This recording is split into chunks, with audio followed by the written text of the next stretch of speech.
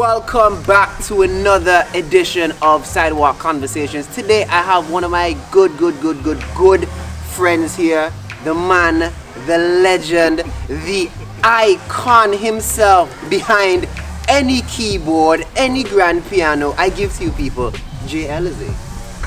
So sir, it's good to have you out here. Good to be here. We're going to be talking music, but before we jump into talking music and all them kind of stuff, I want to really ask you this, like, what made you get into music first and foremost? And let's deal with the whole issue of schooling, because we know, I don't know for the people out there if they don't know, but you kind of have a little thing in terms of hating school to a sense. So let's get into that and so forth. Starting out music, it was just a natural ability I had. My parents discovered when I was young. There was some toy piano lying around, started playing it, and they realized I had a gift, so I started lessons. I'm also partly self-taught. And then as a teen, I started playing in church, as we all do. Oh yeah. True. And the rest is history, I guess. See. So where's the thing? Where does it come in with you and school? Because I remember I saw it wasn't a cover, but you played to Masego.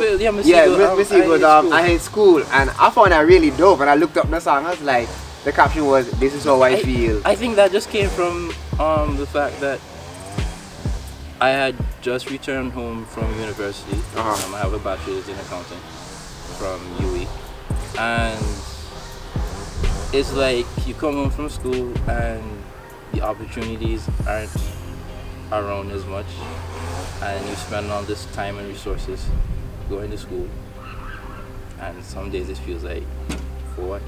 Yeah. So that was pretty much where that came from. See. Alright, so like last week I touched on men's health, and I want to like incorporate this into the conversation. For those of you who don't know, Jay had a little tummy. The girl there, man, even know, Jay had a little tummy, a little pouch. I still kind of do. The tummy didn't really did like before that, but that was the quarantine life. Because the gym and they locked down, Jay just they eat plenty, little bit right now. It's like, but the man still ripped and still swollen and all them kind of stuff. But what made you decide to lose the belly seriously? I just wanted to get my health right. Looking into my family health history, I realized that I have a history of a lot of things. In addition to that, I was going through a really rough period in my life with just life and work, and I put on a lot of weight. And I just thought one day, this is enough. I need to take better care of myself. So I started going to the gym. So that was the big push that just catapulted you right Yeah, off. I got fed up with that. See it? Because I remember like when you started going to the house of gains, and the work that you put in and the screw face selfies with the iPhone. And I'm like, this man really serious. I was like, okay. Until the results came. Ladies, when I tell you the results come, the man mean they glow up, skin look good, face look good. The man will go out and so I wear short than a hand or sleeve and they show up. Tell me yourself, like highlight this one. You remember the photo? I don't know who took the photo for you, but it was sound check for Neon That Rave. was Larry. Yeah. Larry took the photo for that. Yeah. So it was sound check for Neon Rave, and the man walk up the stairs with the keyboard in the carrying case and everything. It's like when you come to sound check with the guns out or something like that. That was the caption. I don't remember what was the caption. Something. But the man may look ripped and swollen, right?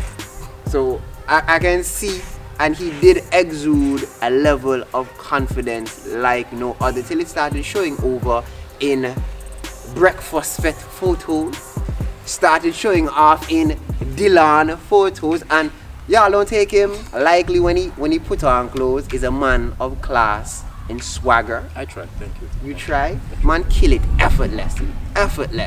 So I can say for myself, like seeing like you taking your health seriously, like you found a new level of confidence. Did persons around you see you exude that new level of confidence? I would say so, yeah. See. So how was the response with the ladies then when you lost the Tommy and the guns and the gains came in?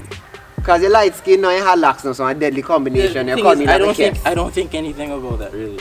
You're sure? Yeah, I do it for my own health. Whatever happens after that is cool. Is the benefits. So try say nobody, no girl come and say, "Moi lift me up and all and something."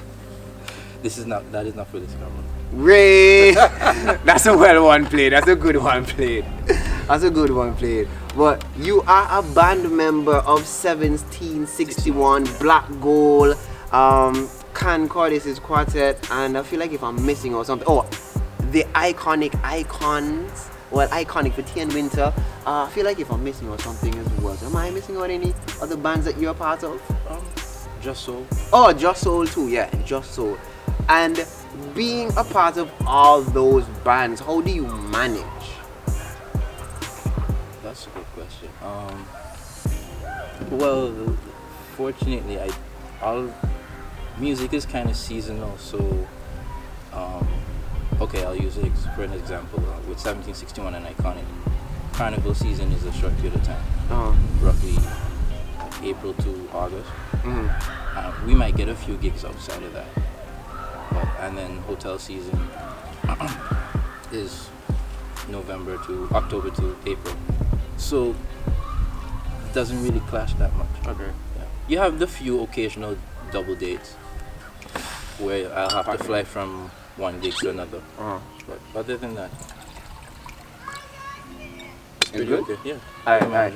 So, for me, what about gig life do you like? And when we say gig life, people, we talking about doing gigs, whatever days, non-stop, whatever. What is it about gig life that you like? What is it that you dislike about gig life?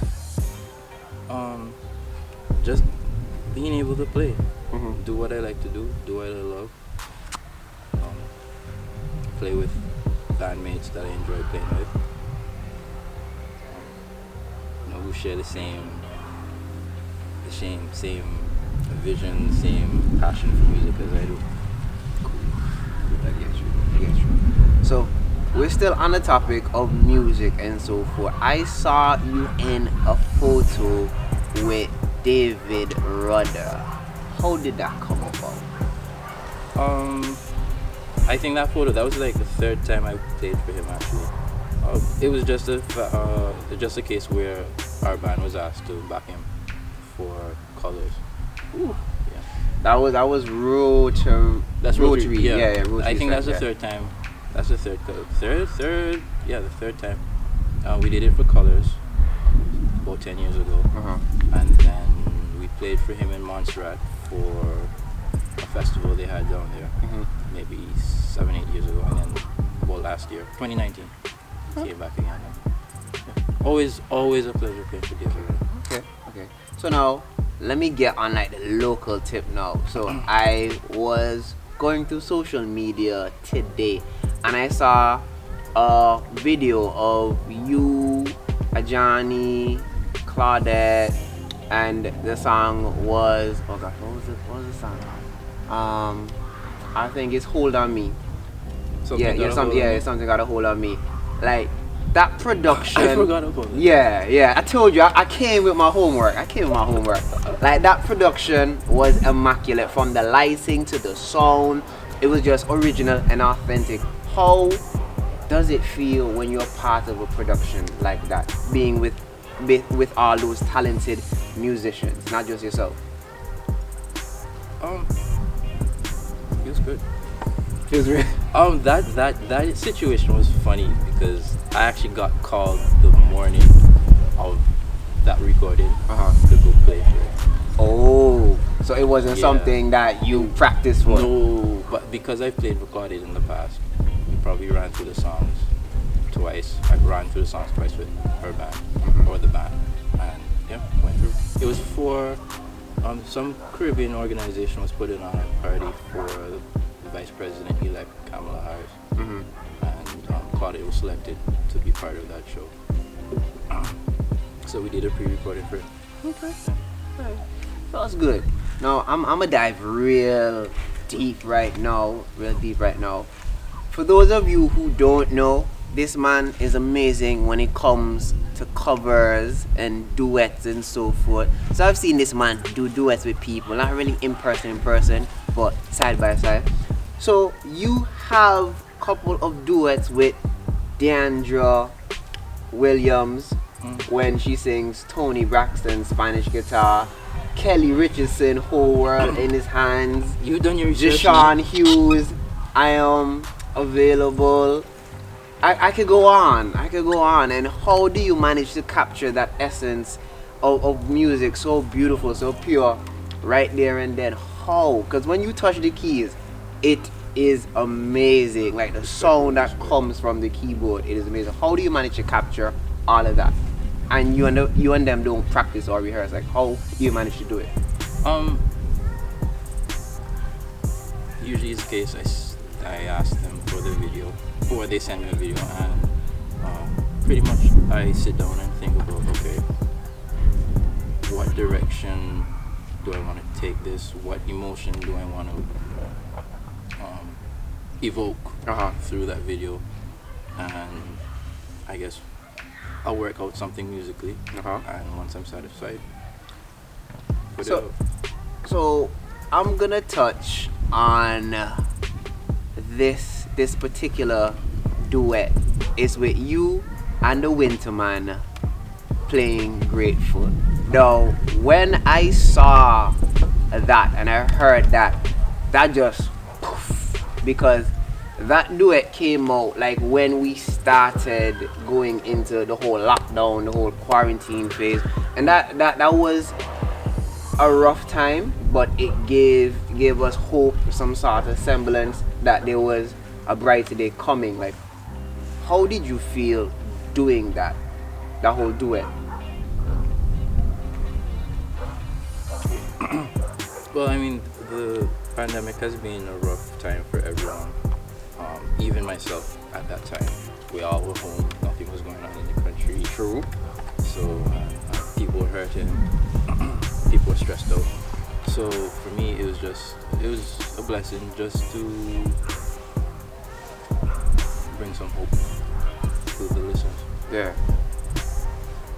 Alright. So we're gonna touch on Can Cordis's Quartet. Now that is a musical group or arrangement of talented musicians. It's yourself, Lawrence Reynolds, Javier, and the man Can Cordis. And when y'all come together, I don't know how y'all manage to blend keyboard, pan, drums, and bass so well into a beautiful synergy that it is so smooth. It's so pleasing to the ear. The first time I got the privilege to hear you guys play was at this talent gala expo at Clear Hall. Right. When Clear Hall Secondary had that talent. You were there? I was there. Of course I was there. Y'all played played some classical pieces, and y'all played I think it was Miss Set Good. I think y'all played Miss Set Good in that set too. Y'all played like a couple of songs, and it was so good hearing you guys do that. And also I got the privilege to actually watch to see y'all play. It was a cover of Bob Marley's Could You Be Loved? I think it was Could You Be Loved? Yeah. That was tremendous. That was really tremendous. Tell Larry to say, yeah, keep shelling on the bass when you see Larry. Keep shelling on the bass, Larry. but how does that come about where you guys manage to blend all four instruments so beautiful, so perfect in harmony? I can't say really. That's just an organic experience for me. I'm sure for the other guys too. It just works. It just works. It just works. I think also all of us have known each other for quite some time. I've been playing with Larry and Javier for ages. We all were part of a group called Sanctuary in 2008. So we've known each other since then. I went to ground school with Can. So there's that connection among all of us. Wait. So you said 2008. I remember seeing a photo.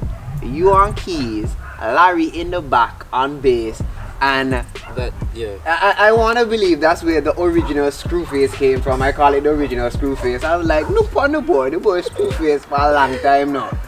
For a long time. So you're trying to say playing with Larry from that time frame and Javi and so forth, and being friends with Kanye, trying to say that once you and persons go that far back and you have a good friendship, it makes it easier to play with each other and so forth. Yeah. So basically, go ahead, finish what you're saying. You know, you've played long enough with each other to know, their style, know their taste, and just naturally you'll gel after a time. Okay.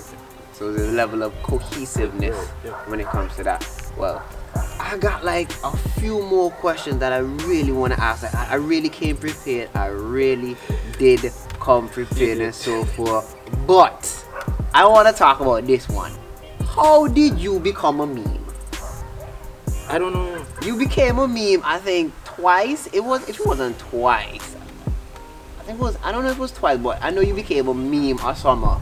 And it was really crazy. Like, I think one of them was like when she tell you, now when the DJ said wine for another man and your man on stage. Someone took a photo of me at, I think it was Red Eye. And I wasn't too happy. I think I couldn't hear myself on stage. So I was kind of pissed. Someone took a picture of it, and then Omar Byron, Rhythm Master's brother. What Daddy Strings? Yeah. Right. Big up What Daddy Strings. He just sent me a list. He just sent me a bunch of memes that he created. After that, I posted it, and they went viral. So since we're on the topic of What Daddy Strings, I came across you and him doing a cover of Everton Blender, Lift Your Head Up. How did y'all come across doing that? Because let me tell you, the man bad now. He bad. Did you see the mashup that him and Rhythm Master did the other day? Yeah, that was dope. That was really dope. So how did y'all come about in terms of collaborating and doing that? During the pandemic, I started putting out a lot of content. I wasn't doing anything, so might as well. True. And I had a list of songs to do. That was one of them. And while I was creating it, I realized maybe I thought it best that I bring on somebody, because I was just putting out content, just me playing. Thought it would be different to do a collab. So I called him. I figured the song could do violin, which is different because violins on a reggae song is not common.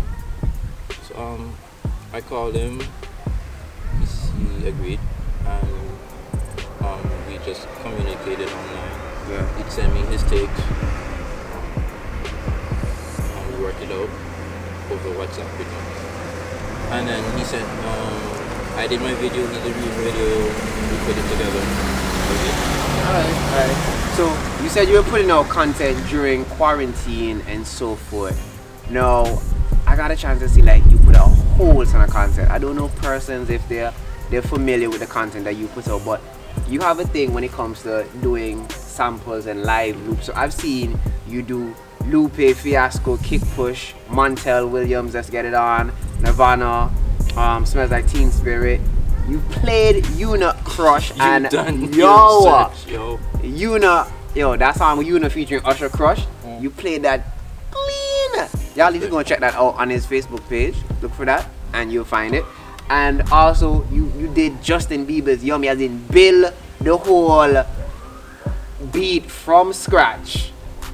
That was crazy. Going on to Kiana Lede X, and last we mentioned it, Masiko, I Hate School. Like out of all of those samples that you did, which one was the best one, the most enjoyable one you enjoyed doing? One you didn't mention, I did what's her name? Some Crystal Waters, what's that song name? Gypsy Woman. Oh yeah, I saw that too. That was my favorite out of all of them. Cool. Yeah. Cool. There were times that you have this cool, nonchalant way of making fun of certain stuff, and I realized the dashboard or the stress board came out one time, and you started shelling some gospel. You like, when I started this dashboard, and the man ended up and do like Jesus, be offense. I'm just saying, but people like, we really needed that. No, seriously. that day was different. Because I think that was like the first time we had 50 cases in a day or something. Yeah. Like that crazy. That was crazy. So I felt it was needed. Yeah. Yo, I really appreciate you coming out and having this conversation with me, talking about music and so forth. It was really good. It was a pleasure. So I look forward to see you come by again, sir. Probably we can talk about some more music and you can bring your friends along. Maybe you can bring Kana and Larry, man. That'd be appreciated. If you can bring Kana and Larry, because Larry the baddest man, Larry will touch on Larry will have plenty to say. Huh? Larry will have a lot to say. Oh yeah, me know that for a fact. So, bruv, till we link again, and people tune in for the next episode of Sidewalk Conversations next week, and we are out.